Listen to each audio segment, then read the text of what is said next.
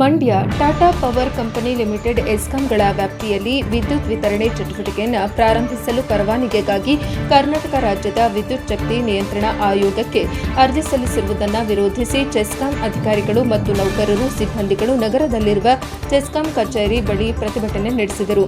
ನಗರದಲ್ಲಿರುವ ಚೆಸ್ಕಾಂ ಅಧಿಕಾರಿಗಳು ಮತ್ತು ನೌಕರರ ಕಚೇರಿ ಬಳಿ ಜಮಾವಣೆಗೊಂಡು ಖಾಸಗಿ ಸಂಸ್ಥೆಯು ರಾಜ್ಯ ವಿದ್ಯುತ್ ವಿತರಣೆ ಕ್ಷೇತ್ರಕ್ಕೆ ಬರಲು ಬಯಸಿ ಅರ್ಜಿ ಸಲ್ಲಿಸಿರುವುದು ನಿಗಮದ ನೌಕರರು ಮತ್ತು ಗ್ರಾಹಕರಿಗೆ ಆತಂಕಕಾರಿ ವಿಷಯವಾಗಿರುತ್ತದೆ ಎಂದು ಕಿಡಿಕಾರಿದರು.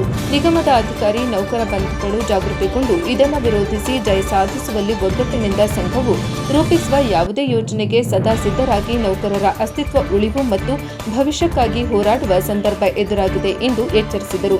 ಪರವಾನಗಿ ನೀಡುವ ಉದ್ದೇಶವನ್ನು ವಿರೋಧಿಸಿ ಸಂಘದ ಎಲ್ಲ ಪದಾಧಿಕಾರಿಗಳು ಹಾಗೂ ಸದಸ್ಯರ ಉಪಸ್ಥಿತಿಯಲ್ಲಿ ಎಲ್ಲಾ ಸಂಘ ಸಂಸ್ಥೆಗಳಾದ ಇಂಜಿನಿಯರ್ ಅಸೋಸಿಯೇಷನ್ ಪದಾಧಿಕಾರಿಗಳು, ಕಲ್ಯಾಣ ಸಂಸ್ಥೆಯ ಪದಾಧಿಕಾರಿಗಳು, ಲೆಕ್ಕಾಧಿಕಾರಿಗಳು, ಸಂಘದ ಪದಾಧಿಕಾರಿಗಳು, ಡಿಪ್ಲೊಮೊ ಇಂಜಿನಿಯರ್ ಅಸೋಸಿಯೇಷನ್ ಪದಾಧಿಕಾರಿಗಳು, ವಿದ್ಯುತ್ ಗುತ್ತಿಗೆದಾರರು, ನಿವೃತ್ತ ಅಧಿಕಾರಿಗಳು ಮತ್ತು ನೌಕರರು ಬೆಂಬಲಿಸಬೇಕು ಎಂದು ಕೋರಿದರು.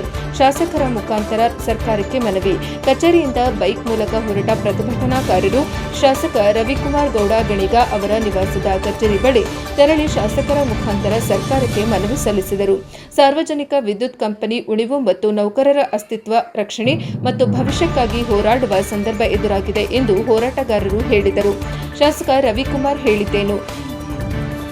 ಕೇಂದ್ರದಲ್ಲಿ ಬಿಜೆಪಿ ಸರ್ಕಾರ ಬಂದ ತಕ್ಷಣ ಹೇಳಿದ್ದೇನು? ನಾವು ಎಲ್ಲವನ್ನ ಖಾಸಗೀಕರಣ ಮಾಡುತ್ತೇವೆ. ಸರ್ಕಾರಗಳು ಸರ್ಕಾರಿ ಸ್ವಾಮ್ಯದ ಉದ್ಯಮಗಳನ್ನು ನಡೆಸಲಾಗುವುದಿಲ್ಲ, ಆದ್ದರಿಂದ ಖಾಸಗೀಕರಣ ಮಾಡುತ್ತೇವೆ ಎಂದು ಹೇಳಿದ್ದರ ಪರಿಣಾಮ ಈಗ ನೋವು ಅನುಭವಿಸುತ್ತಿದ್ದೇವೆ ಎಂದು ಎಚ್ಚರಿಸಿದರು.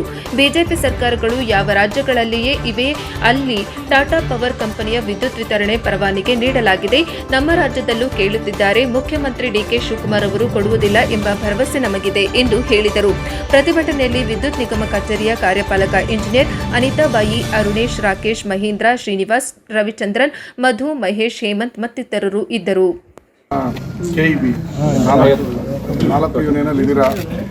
ಈ ಬಿಜೆಪಿ ಗೌರ್ಮೆಂಟ್ ಎಲ್ಲೆಲ್ಲಿದೆ ಅಲ್ಲಿ ಅವರು ಒಂದು ಮಾತು ಹೇಳಿದ್ರು, ನಿಮ್ಮ ತಲೆ ಒಳಗೆ ಹೋಗಿಲ್ಲ.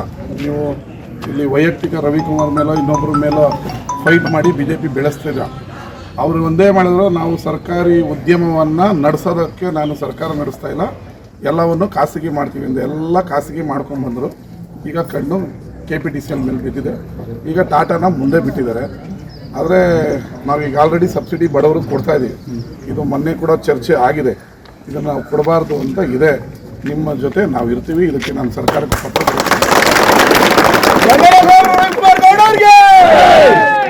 ಯಾವುದೇ ಕಾರಣಕ್ಕೂ ಟಾಟಾದವ್ರಿಗೆ ಕೊಡಬೇಡಿ. ನಮ್ಮ ಹುಡುಗರೇ ಚೆನ್ನಾಗಿ ನಡ್ಸ್ಕೊಂಡು ಹೋಗ್ತಾರೆ, ಸರ್ಕಾರ ನಡೆಸ್ಕೊಂಡು ಹೋಗುತ್ತೆ ಅನ್ನೋದಕ್ಕೆ ನಿಮ್ಮ ಪರ ನಾವಿರ್ತೀವಿ. ಸರ್ಕಾರಕ್ಕೆ ಪತ್ರ ನಾನು ಕೂಡ ಬರೀತೀನಿ.